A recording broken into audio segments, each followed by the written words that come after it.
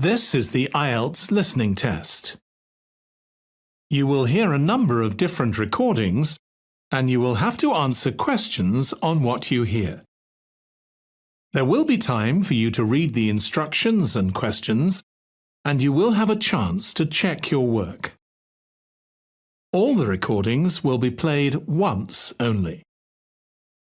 The test is in 4 parts. At the end of the test, you will be given 10 minutes to transfer your answers to the answer sheet. Now turn to Part 1. Instructions. You will hear a number of different recordings and you will have to answer questions on what you hear. There will be time for you to read the instructions and questions, and you will have a chance to check your work. All the recordings will be played once only. The test is in 4 sections. Write all of your answers in the listening question booklet. At the end of the real test, you will be given 10 minutes to transfer your answers to an answer sheet.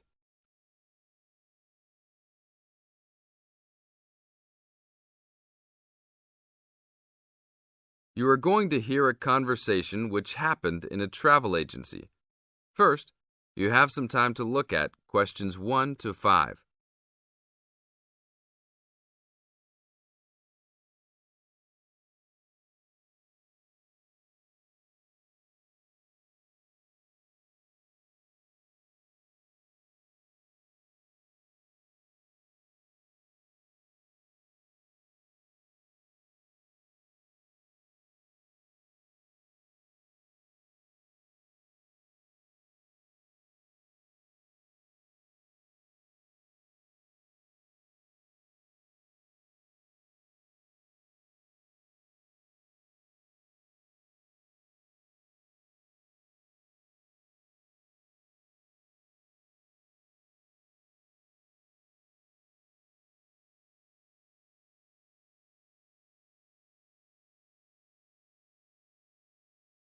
Now we will play the recording.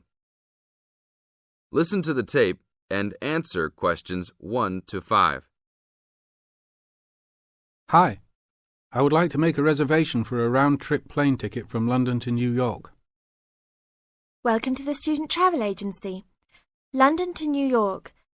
Let me see if we have any student specials for that flight. Yes, we do in fact. What days would you like to fly?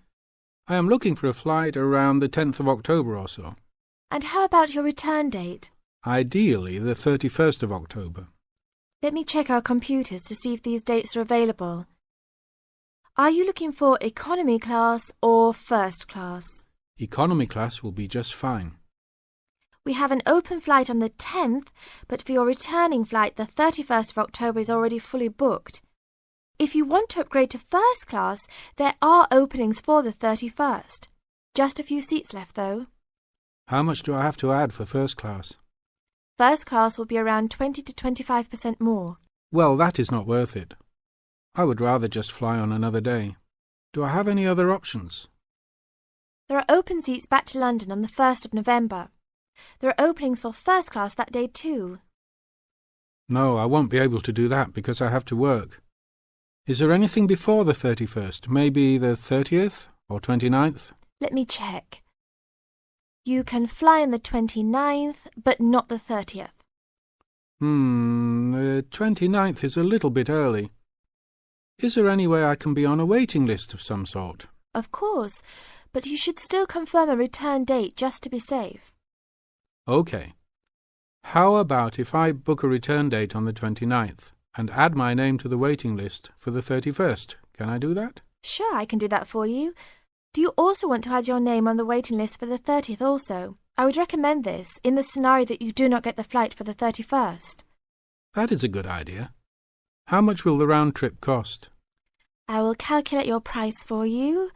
Your total will be £565, not including tax.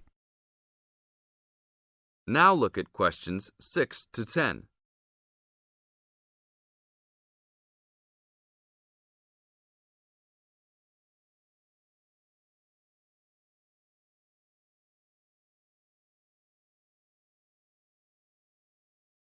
Now listen to the tape and answer questions 6 to 10.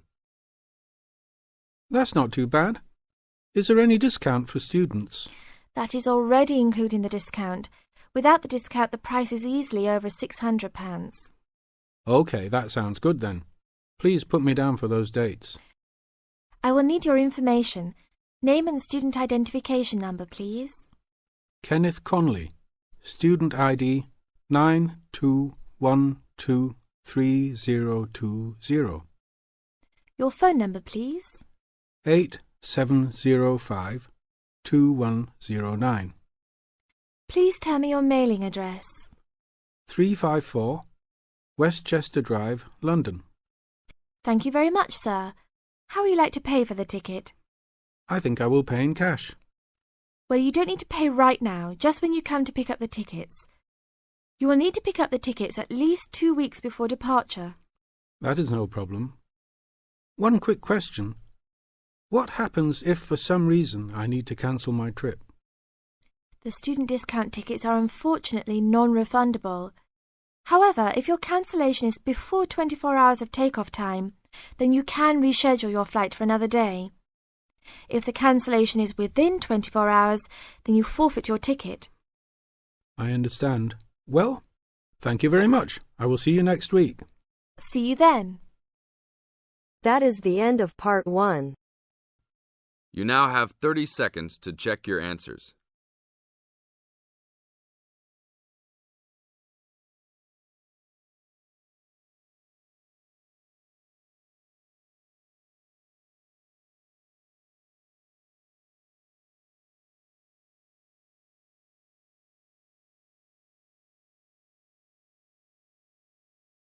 Now turns to part 2.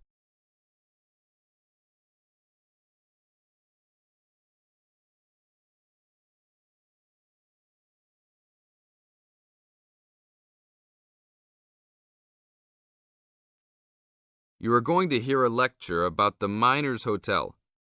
First, you have some time to look at questions 11 to 14.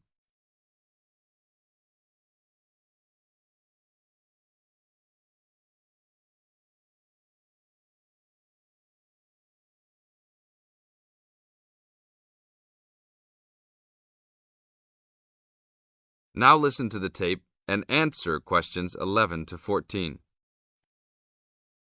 Good evening and welcome to the Miner Hotel. We are pleased to have you as our guest.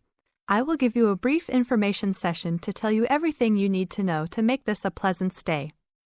The Miner Hotel was built in the 1850s, during the Gold Rush period, also nicknaming our state the Golden State. People from all over the country and even from other countries came to seek their fortune here in these hills, creating cities overnight. In this city, many gold rush hotels soon opened up. This particular hotel was built in 1851, but was destroyed during an earthquake. It was rebuilt in 1995 to recreate the feel of the gold rush, complete with articles and actual photographs from during the 1850s. Our hotel is divided into 2 buildings, one called the Gold Tower and the other is named the Fortune Tower. You will be staying in the Fortune Tower on the 25th floor, complete with great views of the city. Your room is the best room in the hotel, complete with private living room and hot tub. Here is your room card. On the card it will say FT, meaning Fortune Tower. On the bottom of the card it will say 2515. The 25 stands for the 25th floor, and the 15 stands for the 15th room on that particular floor. Now look at questions 15 to 20.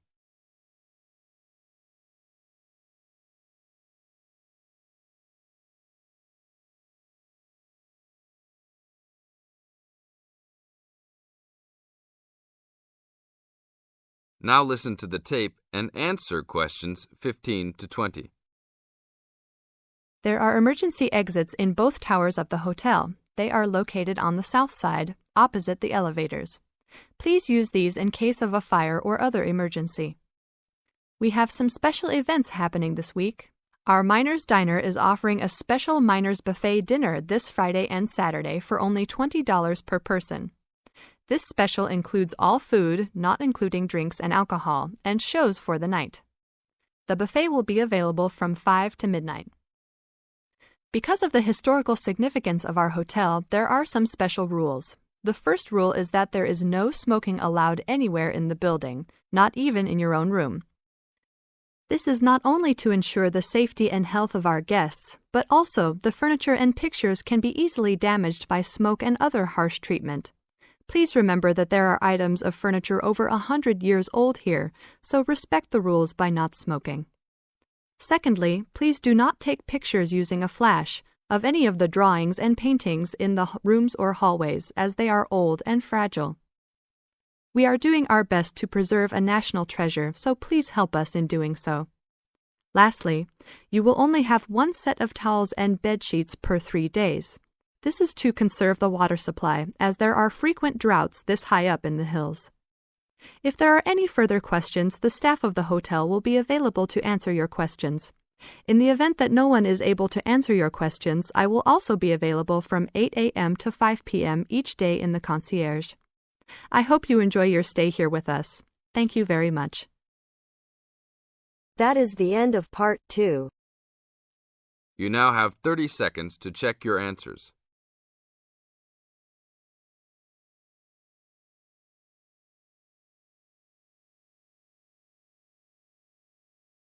Now turns to part 3.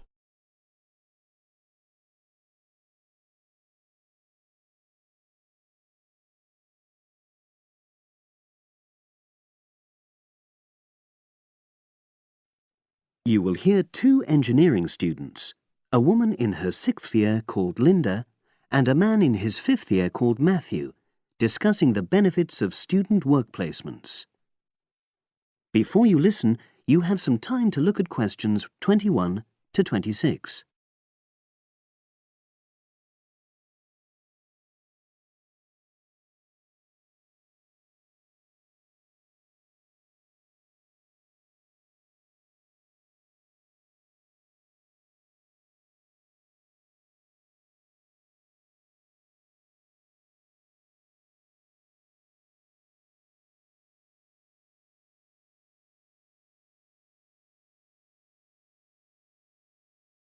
Now listen and answer questions 21 to 26. Hi, Linda. Can you spare a few minutes? Hello, Matthew. No problem. I just wanted to talk to you about temporary work placements. I've never really thought there was a good reason for doing one. I've got some savings, so I don't really need the money at the moment. But I've had an email from the university about a vacancy that looks quite interesting. You did a placement last year, didn't you? I did, yes. In my case, I wanted to find out if I was making the right career choice before I began applying for permanent jobs. I thought I wanted to work in car manufacturing, but I wasn't sure, so I applied to Toyota. What was the application process like? Lengthy. There were a lot of different parts to it. The dullest one was a psychometric test. You know, when you have to answer loads of questions about yourself. And you're trying to guess what's the best thing to say. Yes. Then there was an activity that we did in groups, which I found really fascinating. Engineers are renowned for being a bit unsociable, but I thought we made a great team. And we had an individual task too. We had to sort through various business documents and prioritize them. It was just like what you have to do as a student, really, just with different content. What exactly were you doing on the placement? I was helping to design some diagnostic software to identify any waste in the car assembly process. Do you mean waste of materials? No, time. Anything that can speed the process up helps to cut costs. How did the work placement compare to being a student? Was it hard work? Yes, it was. I'd had full-time work before. I've done various unskilled jobs during university holidays, and some of those involve long hours. So I thought I'd find it easy. I was wrong, though. I think when you're on placement, you're always trying to prove yourself. So you push yourself hard to succeed? Yes. But I got a lot of support from my employers. They were always helpful. And then, at the end of the placement, I was given formal feedback. Do you mean on your engineering ability? Well, no, I didn't really need that because we had team meetings every other day. And so I had the chance to discuss technical issues and ask about anything that wasn't clear. The evaluation was about general workplace things, like organizational ability, initiative, that sort of thing. I get the impression you think you benefited from the placement. Well, the best thing is that they've offered me a job for next year. Depending on my exam results, of course, but still. A permanent one? Yes. But apart from that, I learned so much. The industrial environment was much more demanding than the academic one, so my general skills improved, like time management, meeting deadlines. And on the technical side, I learned new software packages, like MS Project. Well, I think you've convinced me that work placements are worthwhile, but while you're here, can you give me advice on something else? Before you hear the rest of the conversation, you have some time to look at questions 27 to 30.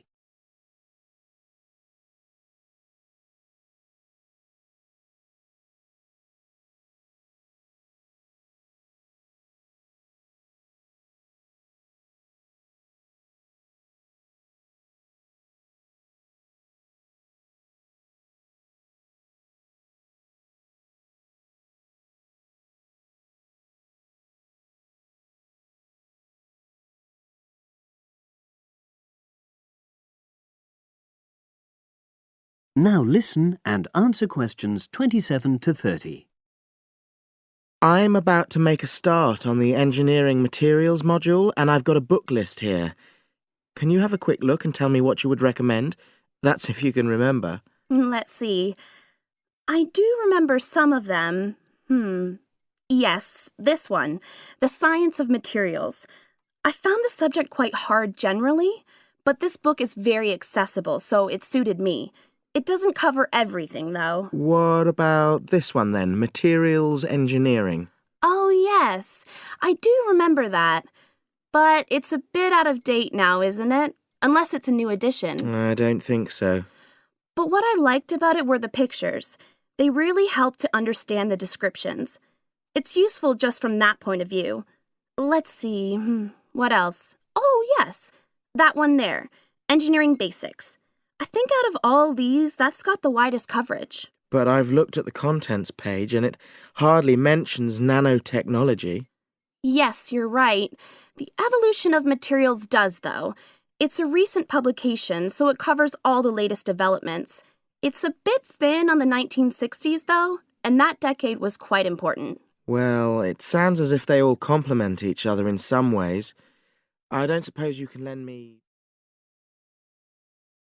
That is the end of part 3. You now have half a minute to check your answers.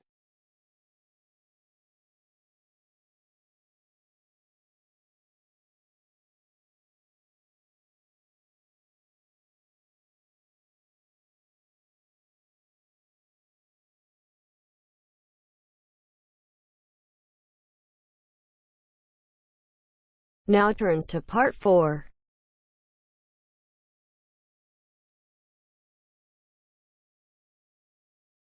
You'll hear an introduction about the tutorial courses of the physics school. First, you have some time to look at questions 31 to 40.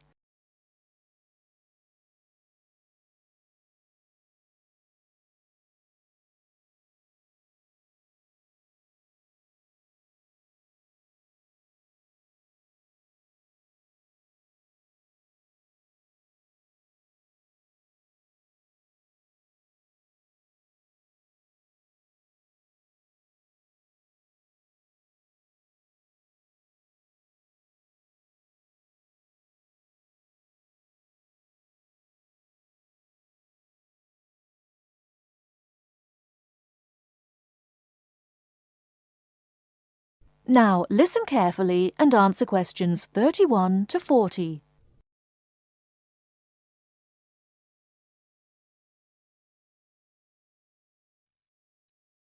Welcome to Orientation Week. This is the Physics School session, and we'll welcome Professor Smith, the head of the school, to introduce you to the tutorial system. Welcome, Professor Smith. Thank you. You may have noticed life at university is totally different from that of school. For you, tutorials are an important part of the teaching program. Tutors are the primary contact between undergraduate students and the school. A tutor is the student's personal tutor as well as their academic tutor. Tutorials for physics undergraduates consist of 6 students who meet each week with their tutor for at least 50 minutes. For radiographer students, tutorials will normally consist of a group of about 10 students who will meet fortnightly with their tutor for a period of at least 50 minutes.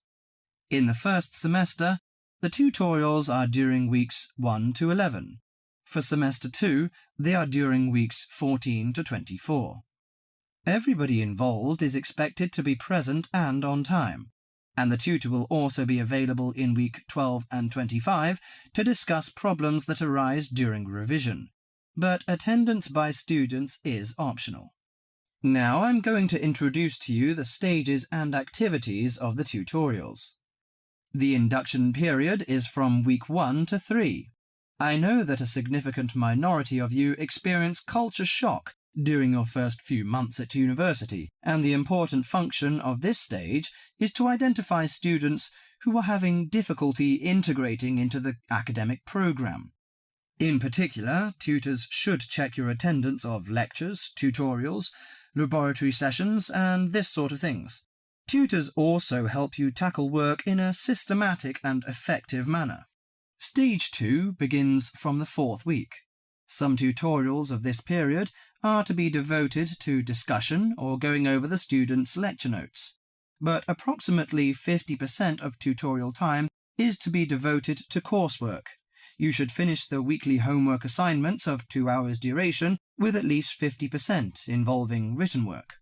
At least 8 homework assignments during the year should involve answering problems set on coursework. The written work collected by the tutor should be marked within a week of handing in, and generally the assignments should be graded. The 3rd stage starts from week 8 till the 10th. During this period, math and 4 core physics programs are included.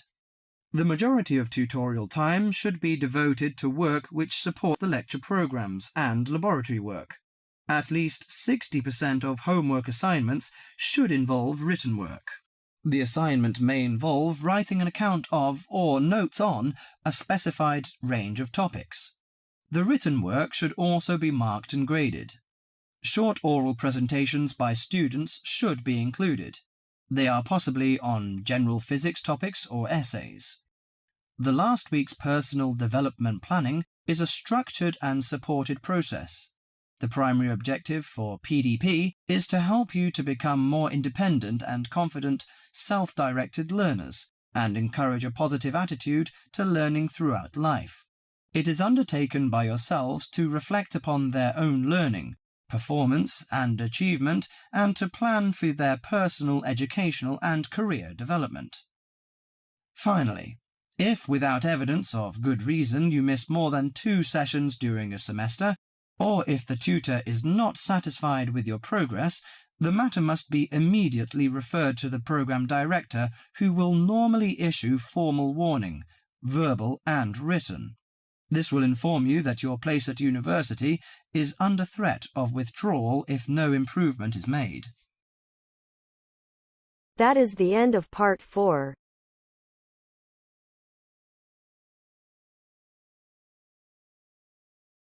You now have half a minute to check your answers.